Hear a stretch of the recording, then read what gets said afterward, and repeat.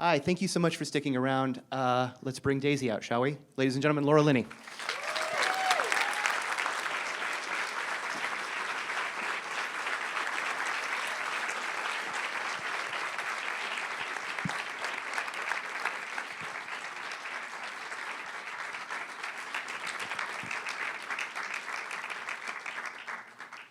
Congratulations. No, well, thank you. You've mentioned before that you've been interested in the Roosevelts for a while.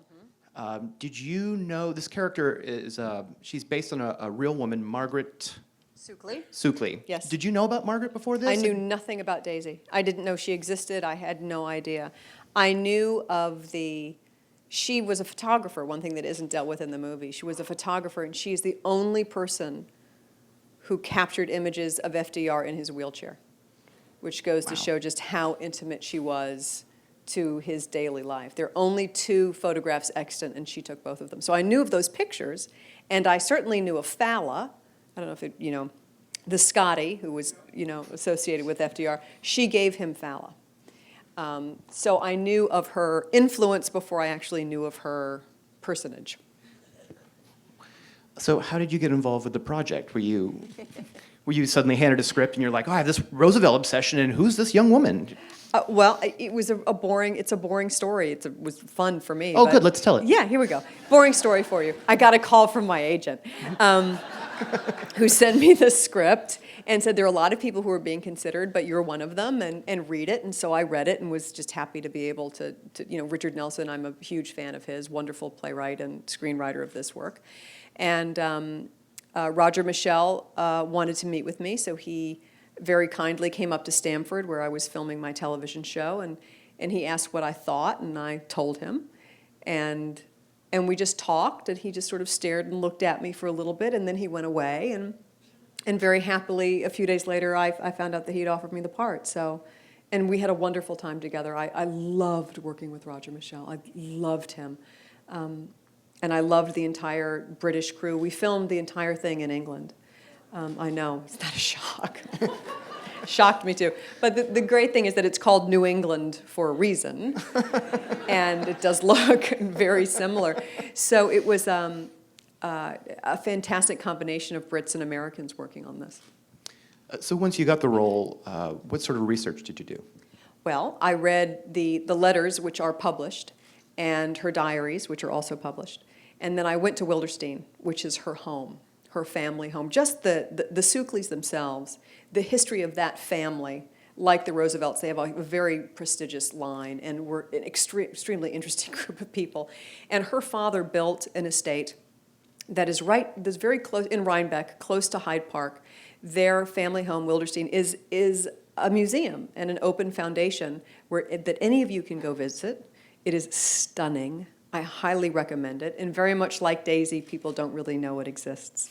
It is on the most beautiful site on the Hudson River. It is spectacular. And her home, her father built this house, and she lived in it until she was 100 years old.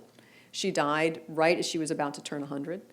And so the entire history of her family is still contained in that house. The prams, which they were rocked in, the suitcases that they took to Europe, the clothing, and the curators of the foundation were incredibly kind and really let me snoop around.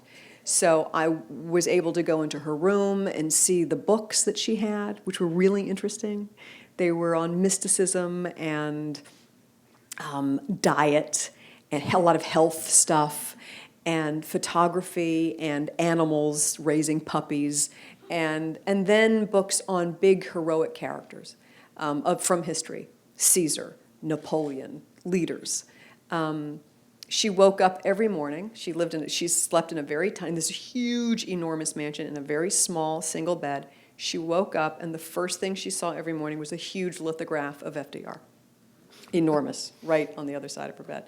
Next to that was a glass vitrine filled with the knickknacks that he had bought for her on his travels around the world, equivalent to the things that you would pick up now at an airport, tiny little corn husk dolls, and nothing of any value, but she saved everything he gave her, including all the letters which were under her bed, which they found when she died.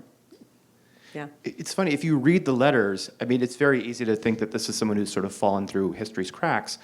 And you read the letters, and he keeps referring to her as the vault. You know, it's very much a sense that this woman is she's a friend, she's a confidant. She wants something from him personally, as the movie suggests, but nothing politically. What role exactly do you think that she thought she played in his life?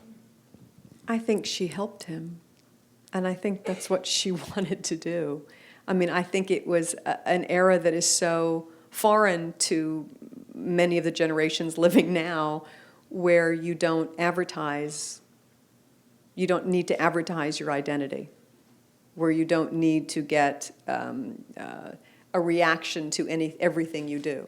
There was not, people didn't advertise their daily motions. They didn't, and it was actually considered in bad form to do that. It was. I mean, Can you imagine? You know, but No TMZ back then, no. a completely different, and to think of, you know, and this was my grandmother's generation, and to think that I'm sort of right in between that era and the era that we're living in now, which is so socially different, just wildly different. And what is rewarded and what is not, and what is seen as strength and what is seen as weakness, and what is, it's just completely turning around. You know, weakness, I think in some ways, in a lot of, not for everybody, of course, but in some aspects of our culture today, you know, if you're quiet and discreet and not, you don't seek attention and you don't need that, it's considered odd. I was born in the wrong time. I was born and in the wrong time. I'm in a room of actors, so yay! You've played real life folks before. You've played Abigail Adams. You've played Clara McMillan and Kinsey. Do you find that it's actually easier to inhabit a character who's who's been around because you have the research and you have the environment, or do you find that there's a pressure when, even if you're talking about a character who's not that well known the way Margaret is, that there is a sense of pressure that you sort of have to honor this person in a way that? Well, it's sort of both. You know, you have to, I always try and remind myself to give myself a break, that there's no way I'm going to fully represent the person as well as I would like to in my mind, that I can do the best I can, and that sometimes just through failings of not being able to fully represent someone because it's sort of not possible, and then also because of restraints or responsibilities to script, production, politics of people together, and then also just a medium that you have to fulfill, whether that's film or stage or television, or you do have to give yourself a little bit of a break. Having said that, there is also, hopefully, signposts to help you. There is research that is there. There are things to hear. There are things to read.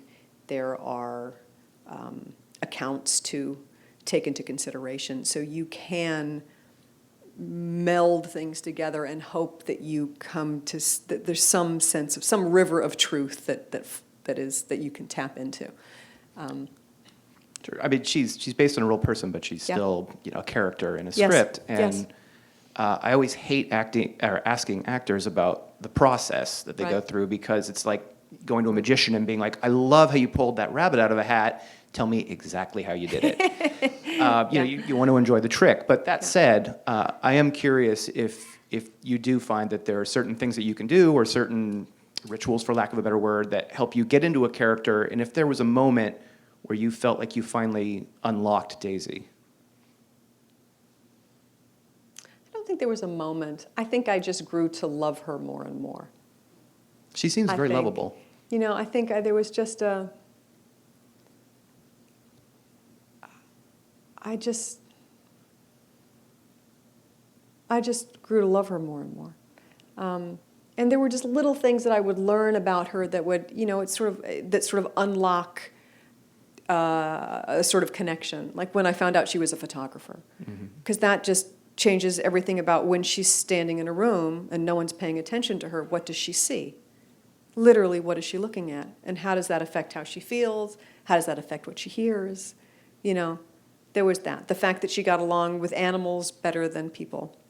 Right. That probably more, if she called out of her voice, dogs in the whole neighborhood would probably know. Every Scotty in, in 10 miles would know it was her, and probably not many humans would. There are things like that. And then there's also just the fun actor homework of the era, of those wildly unattractive dresses, of ankle socks and really, shoes that don't look like these. What all of that does. And then also the ebb and flow of someone who is in and out of great fortune her whole life. She had tremendous wealth and then would have none at all. And the pressures, and then particularly during that period of time, how would that affect someone? So. How is it working with Roger Michell as a director? I hear he's a wonderful director of actors. I've heard that from a number of people, actually. Yeah. He's incredibly, he knows the path that he's going. He's committed to to his own instincts. And it makes you feel very safe, consequently. So a lot of the burden is off, Right. in some ways. Because there are a lot of times you find, they don't know what they're doing. Oh my God, they don't know what they're doing. They really don't, and I've got to take care of things over here as well as do my own work, and can I help with them maybe over there? And with a director who has a spine that has a spine that's been strengthened by experience, Mm-hmm. You can just relax.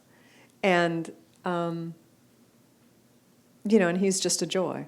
And he's a theater director, and he's, a writer himself, and he's just, and just a lovely, lovely man. It seems like you really need those directors who are sort of the third bowl of porridge directors, where they're not so much of a dictator that they're not going to be collaborative, and yet they don't get onto the set and they're like, I don't know, what do you want to do? Yeah, and the best directors tend to, you end up doing what they want you to do.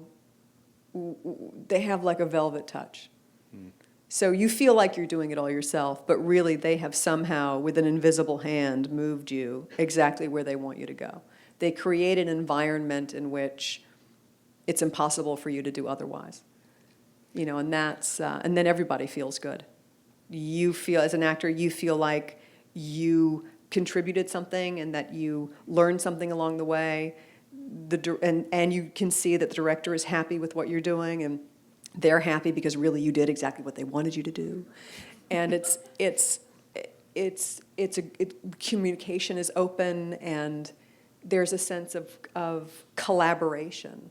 And it's not there's a wonderful Stephen Sondheim quote when talking about collaboration where he says, she collabors me and I collabor him. And there's that kind of collaboration, which is exhausting. And then there's a real sense of working together, which is, and then you don't know what's going to happen next. And that's exciting. Or at least I don't know what's going to happen next. No, the sense of finding this together. Yeah, and the yeah. cameras just happen to be rolling. Yeah. It seems like FDR gets mentioned today a lot, whether he's being vilified by the right or he's being sort of praised by the left. And I'm curious, I have my own thoughts about this, but I'm curious to hear what you have to say. Why do you think he still fascinates people so much as a political figure? Well, a variety of reasons. I think his personality was sublime. I think the fact that this was a handicapped man who was the leader of our country for 3 terms was enormous. And I think he created a sense of working America that was, that felt true to the disposition of our country. Does that make sense? It does, yeah. I mean, especially when you consider what was going on in our country at the time, too. Yeah, absolutely. It was sort of, and people didn't, I wonder what it was like to have been an American at that time and to know that your president was as severely handicapped as he was, which, and I don't know how many people really knew that, or I sort of wonder about all that particularly in a time where that was such a stigma. It's not the stigma that it is now. I mean, it's just not. But it was then. And I wonder, but with that effervescent, he was like a bottle of champagne, the man. You know, I think the charisma was just, you know, exuded in a way that made you feel positive about things, and not in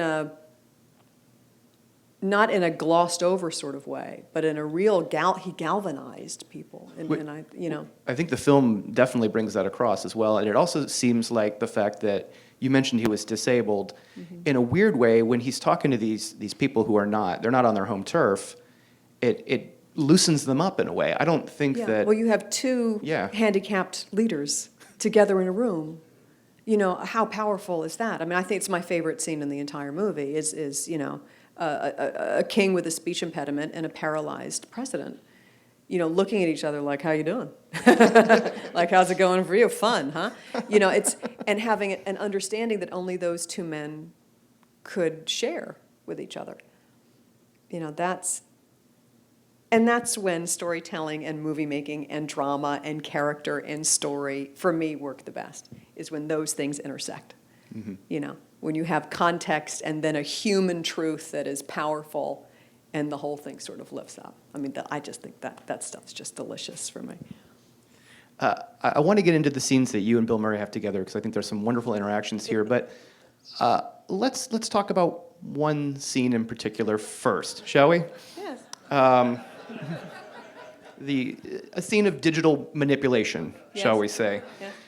Yeah. There is a way that scene could have been played completely wrong, and it's not. And I look back on your filmography, and I notice there are one or two movies, I'm thinking specifically of P.S. and Kinsey, in which you have some very, for lack of a better word, blunt sex scenes that could go very, very wrong and are handled in a way that I think they just sort of brim with humanity. Oh, good. Thanks. So, no, that's good. Since we're in a room full of actors, my question is this: when you're going into scenes like this, Yes. Yeah. how do you do this so that they don't, for lack of a better word, become icky? Yeah. Well, you have to do them for the right reasons. You have to learn something about the character that can only be shown through their sexual life, so that it moves the story and the character forward. If you can learn something about them through their sexual experience, then I have no problem doing it. If you don't learn anything, then it's icky. Then it's really icky. So whether you're learning because it's so private and it's so intimate that it's powerful, and you can really infuse the rest of a movie or the rest of a story with what you learn by witnessing that. So you have to see it as exploration of character and not a sex scene. I mean, it's exploration of character within the context of a sexual encounter, but there's a lot you can learn. Is someone vocal? And how are they vocal? Are they connected to their body? Are they not connected to their body? Are they afraid of the other person? Are they not afraid of the other person? Do they enjoy it? Do they not enjoy it? Is it new? Is it not new? The acting questions that you can ask yourself are, and you just can't be afraid of that. Now, a lot of people are more interested in just seeing the sex. Okay. But as an actor, at least for me, it's important that it's actually utilized in a way that feeds the story and moves the story forward. But it is tricky. When I think of great sex scenes in movies, I don't necessarily think of the sex first. I think of how the sex informs the character and how the sex sort of opens up the story as opposed to being something that eclipses it. That's right. And it could have been very easy, I'd argue, to do a scene of two people in a car sitting in a field and have the entire movie be about that, in which it's not. It's basically about the bond that is forged by that amongst many other things. So, well played. Thank you. Sure. Talk a little bit about doing the one-on-one scenes with Mr. Murray, because there's a really wonderful rapport between the two of you in this movie. Yeah, I loved Bill. He is as mysterious and unconventional and at times shocking as you would think he would be. This movie was important to him. And so there was a vulnerability to him, which I found really touching. Just as any actor assigned to play FDR in their right mind would be. You know, I mean, come on. It just would scare me to pieces. I just wanted to help him as much as I could. You know, I was in the much safer seat. You know, I was playing a woman who no one's ever heard of Daisy Suckley. No one's gonna be saying, you don't sound like Daisy Suckley. No one's gonna be like doing that to me. But he was really putting himself out on a limb, and he worked very, very hard. He worked really hard. But my favorite memories, you know, other than the friendships that I made on that movie, is in the car, going up that hill. That was a real antique car, and he was a maniac behind the wheel of that car, a maniac. And he would just take off in that car with me in it. I mean, he would just vanish. We would be doing a shot, and he would just turn left, and away we would go, leaving behind, you know, crews and very young ADs and a panic. And you could see, I would turn back to look, and I could see people just not knowing what to do. And they just have to sit and wait for 25 minutes until Bill would go back. And I'm sitting in the car thinking, oh my God, this is happening. And I was like, well, gotta enjoy it. Like, here I am in a car with Bill Murray. And it was wonderful. It was actually wonderful. You know? I just picture you trying to stay in character, in which you're like, all right, well, now I've been in this car for 10 minutes with Bill Murray, and he shows no sign of stopping as he heads into the horizon in a vintage car. But it was, you know, so he has I don't know what the right word is. It's not an itch. It's a slight grind of the teeth to step a little bit beyond, you know, just to go a little bit further. And, but he's not unsafe, and he's never irresponsible.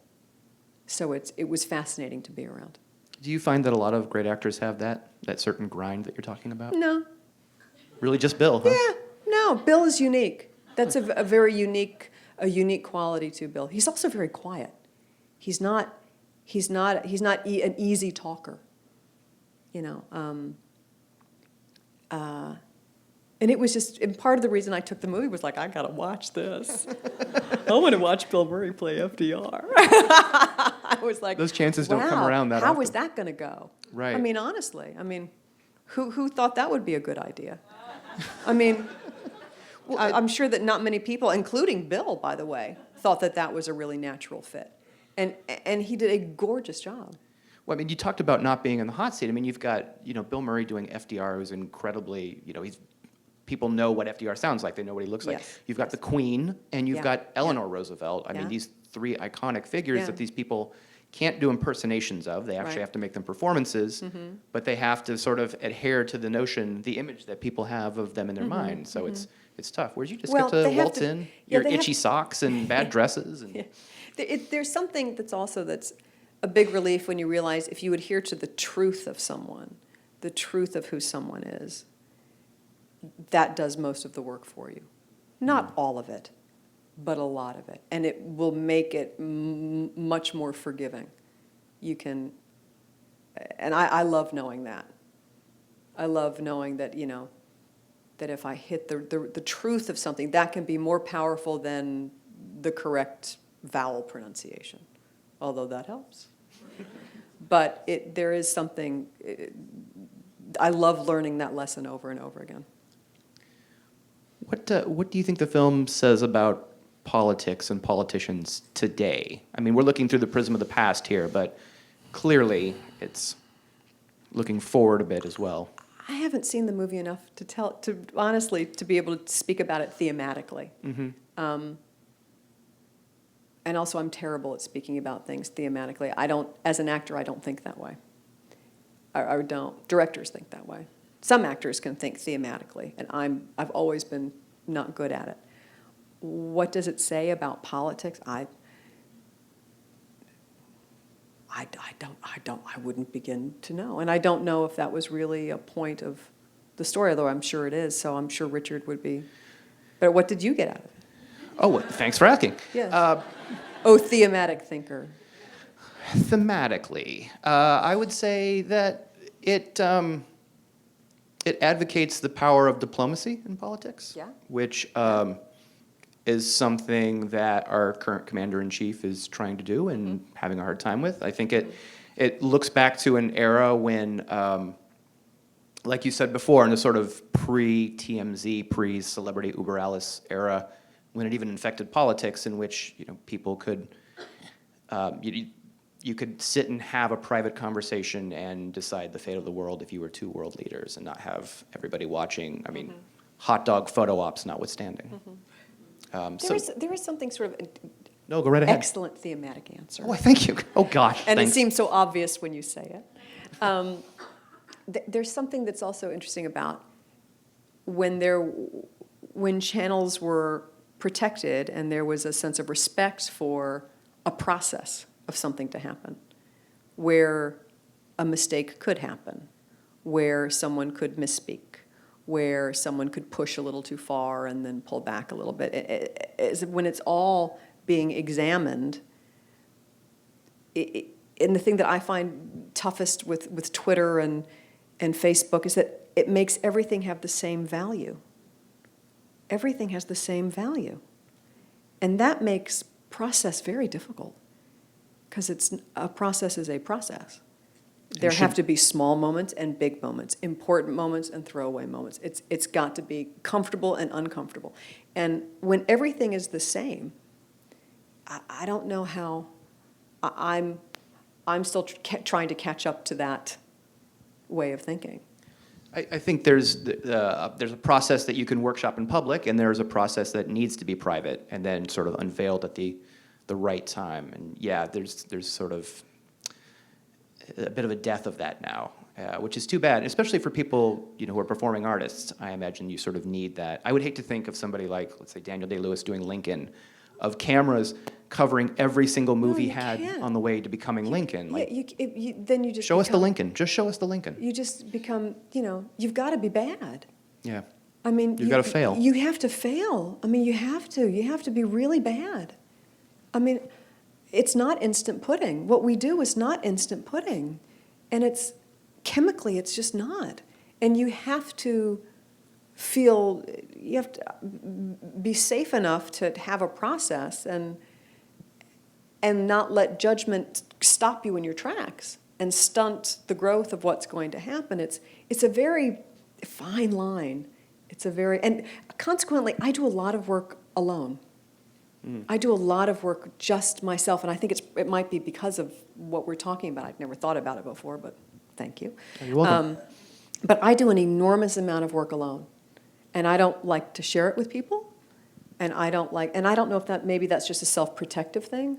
I do a lot of script work on my own. I do a lot of research on my own. I do a lot of stuff that some of it is important and some of it's not, and a lot of it just gets me closer to the story. The hours put in just to get me closer to the story. So that then when I show up on a set in the chaos and the stress of all of it, I can relax because I feel like that's with me. But I think there is a thing where I can mess around and be really bad, so. We've got a couple of questions from the audience. You want to take them? Sure. All right. What do you do to nurture your creativity? I go to the theater. I do. I try to stay as close to the arts as I possibly can. And whenever I'm feeling depressed or upset or angry or alone or whatever, I try and remind myself, go to a museum. Go to a museum, listen to music, look at a painting, watch an old movie. I try and, just dip my toe into the enormous resources that are available to all of us, especially in Manhattan. So I like being an audience member. I mean, I know there are a lot of actors who love going to the theater and love doing that, and there's some who just don't get it, don't like it. They just like, which is fine. But I love it. I do love going. I have to, it's a full disclosure here. I've been to the theater where there have been actors in the audiences. I mean, actors Yeah. well known enough that you're like, oh, there's, that person. And I will catch myself occasionally glimpsing over as the play's going on. No, there's nothing against the quality or lack thereof of the play, just sort of wondering of there. And I can't tell you how many times I've just seen an actor just rapt, like looking up on stage and just soaking it up. And you can see there's no envy, there's nothing like that. It's just this amazing, like, soaking it in. It's wonderful. It's amazing. To watch like great work is it's thrilling. It's really thrilling. It is. Yeah. How did you mentally handle the lean years of your career? It's a question from an actor here. I've been really fortunate in that my lean years were more emotional than they were professional. I don't know if that's fortunate or not, but that was just the way it worked out. So I have been consistently employed since I graduated from Juilliard across the street. I also consciously made no decisions about what I wanted my career to be. I just said I would be open and thank you, and sure, I'll do that. I'll give that a try. So I was just sort of inherently curious anyway. So I never said I will only do this, I will not do that. And some people are very strategic about it, and that's great, just not who I was.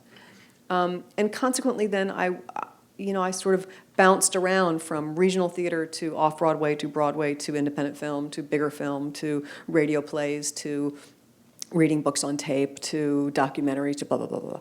So I've been fortunate in that I've, so far to date, have been employed. But what that does bring, too much work,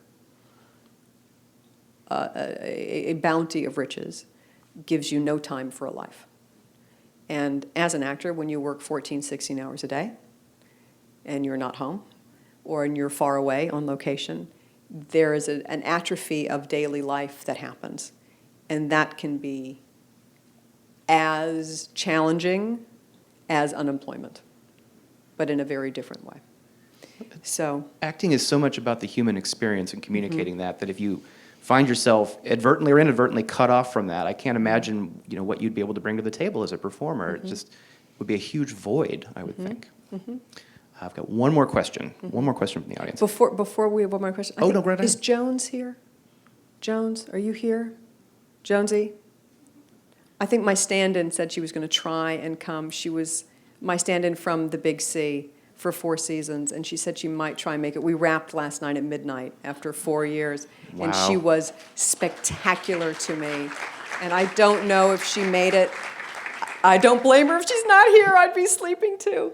But I just wanted to give her a shout out in case she was here, because she made my life for the past 4 seasons, much, much easier and much more pleasant. So hooray for Jones. Okay. The audience doesn't know this, but we were going to bring the stand-in up and let Laura go, and then I was going to ask her 5 more questions to see if anybody noticed. She's that good a stand-in, she's really. She's really good. Okay, the last question. Are Yes. you ready? Okay. Okay. We talked a little bit about how you prepared for this role specifically, but this person wants to know, how do you prepare for working in a period piece, and do you find that there's an overall shift in attitude when you start immersing yourself in a time period or a culture that's so foreign to the here and now to you? Can you say that one more time? Oh, I hope I can remember it. Okay. How do you prepare for playing a character in a period piece, and do you find that there's an overall shift in attitude when you're immersing yourself in a lifestyle and a culture and an era that's very foreign to the here and now? Sure. Depending upon what you mean by attitude. There's a lot more work to do. Sure. Number one, just that. There's a lot more to do. There's a lot more to learn. There's a lot more to try and figure out. And then there is the connection that you figure out, like what is just the sort of universal truth that it doesn't matter what period you're in, Whether you're in France in the Revolution, or you're in present day, or you're in Asia in the 1200s, or what are the universal truths that will make the story worth telling now? The emotional truths about human nature. The universal truths, yeah. Yeah. So there's identifying that, and then there's the fun of figuring out, how does all the physical stuff affect the emotional on top of it? When you're wearing a corset, when your feet are bound, when you have hair that's up to, with a boat hanging in it, what does that do to you? There's all that sort of fun work to do. Politics, culture, how does that affect your senses? How does that affect your thought, levels of education, sexual politics, all that sort of stuff. So there's but really I concentrate more on the universal truths. Well, I imagine, too, that part of the fun of acting is that you get to think, like, okay, what was it like to be a peasant in China in 1600? What was it like to, be an Egyptian during the days of the pharaohs? What was it like to, live in the 20s? Yeah. One of the funnest sort of things about doing John Adams was when I all of a sudden, like, a light bulb went off, and I went, oh, like, what was the difference between, because historically, if you look at Abigail Adams' life and you see when she went to France to join John Adams, they returned, and all of a sudden her personality really changed, just in her actions. She sold the farm, she bought a house, she was selling lace, she was doing all of these things. And I was like, what happened? Like, what was it? What changed that thinking? And it was literally, how do you keep them down on the farm once they've seen Paris? It was literally that. And then it was also, I was like, oh, she became famous. It was celebrity and fame. I was like, oh, she came off that boat and she was famous. And how does that change someone with what they want, with what they want to be surrounded by, with what they need? I was like, oh. And that will change anybody. So that was fun to figure that out. That was like a big aha moment. So let me ask you this then, since you bring this up. I didn't see 30 paparazzi following you into the theater as you came in, but you've obviously achieved a certain level of fame and recognition. I think if most people saw you on the subway or walking down the street, they would know who you were. I'm well known. There are a lot of Big C fans in New York City, which is really nice. But I move around pretty easily. I mean, yes, I get recognized. Yes. And am I recognized every day? Yes. But not in an intrusive way, rarely in an intrusive way. And, if you sort of go about your life, then you kind of go about your life.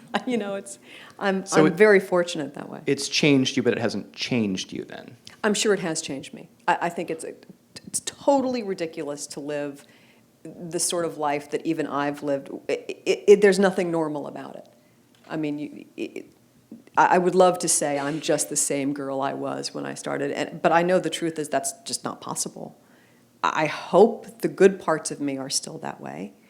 I'm sure I'm changed by it in ways that I don't even understand. But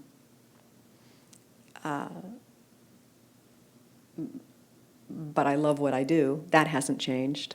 And I think that's really important. That my relationship to my work is sort of exactly the same as it was when I was at Juilliard and before. It really is. But other stuff has changed and affected me in probably ways that I won't understand until I'm much older and can look back on it. Well, here's to you not changing that attitude about work and keep working. Thank you so much. And thank you guys for sticking around. Thank you.